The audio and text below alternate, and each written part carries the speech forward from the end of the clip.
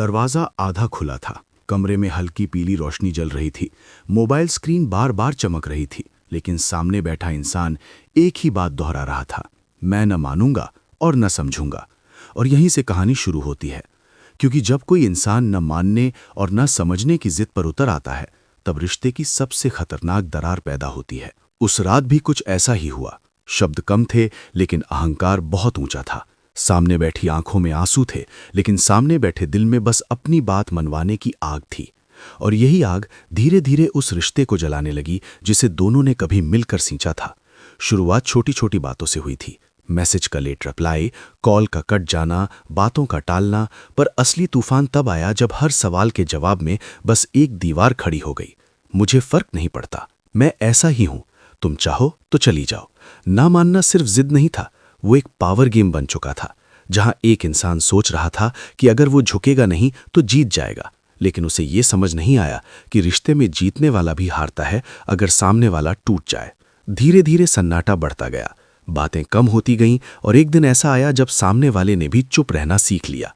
क्योंकि जब कोई बार बार समझाने की कोशिश करता है और सामने से सिर्फ अनसुना किया जाता है तो दिल थक जाता है, और दिल जब थक जाता है तो वो चिल्लाना छोड़ देता है। कहानी यहीं खत्म नहीं होती, क्योंकि असली मोड़ तब आया जब उस इंसान ने देखा कि जिसे वो हल्के में ले रहा था वो सच में दूर जाने लगा है। अब न बहस, न शिकायत, न सवाल, बस एक अजीब सी शांति। और यही शांति सबसे डरावनी होती है, क्योंकि ये तूफान के बाद नहीं, तूफान से पहले की शांति होती है। उसे लगा था कि सामने वाला कभी नहीं जाएगा। उसे लगा था कि उसकी ना मानने की आदत से रिश्ता और मजबूत होगा। लेकिन उसे ये नहीं पता था कि समझौता एक तरफ से ज्यादा दिन नहीं चलता।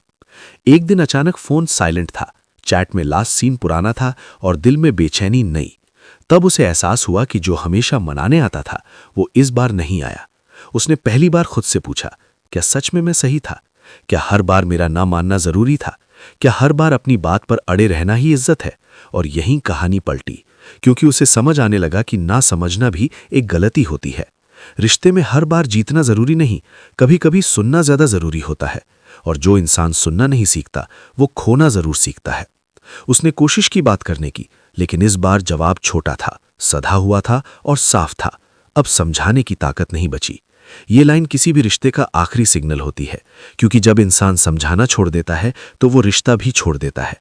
उसे लगा था कि सामने वाला डर जाएगा, मना लेगा, रोएगा, लेकिन इस बार सामने वाला बस मुस्कुराकर आगे बढ़ गया, क्योंकि उसने खुद को चुन लिया था।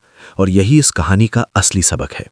अगर आप हर बात पर ना मानते रहोगे, हर बात पर अपनी जिद को ईगो का नाम दोगे, हर बार सामने वाले की भावनाओं को हल्का समझोगे, तो एक दिन सामने वाला सच में हल्का हो जाएगा, और वो हल्कापन आपको बहुत भारी पड़ेगा।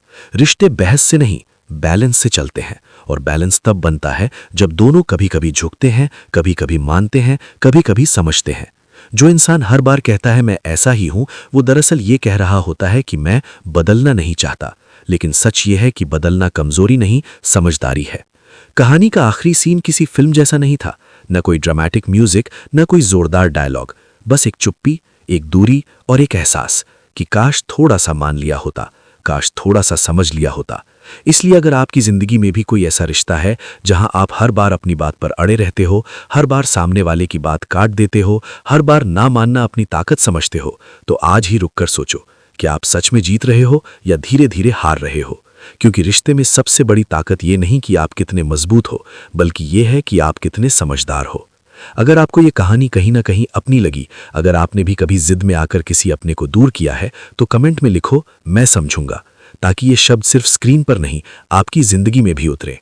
और अगर आप ऐसे ही रियल और दिल को छू लेने वाली कहानियां सुनना चाहते हैं, जो रिश्तों की सच्चाई को बिना फिल्टर के दिखाती हैं, अगर आप ये वीडियो YouTube पर देख रहे हैं तो अभी चैनल को सब्सक्राइब करो, और Facebook पर देख रहे हैं तो पेज को फॉलो करो, वीडियो को लाइक करो, और अपने उस दोस्त के साथ शेयर करो जो हर बात पर ना मानने की जिद में अपने ही रिश्ते को दांव पर लगा रहा है। क्योंकि हो सकता है ये वीडियो उसकी आंखें खोल दे।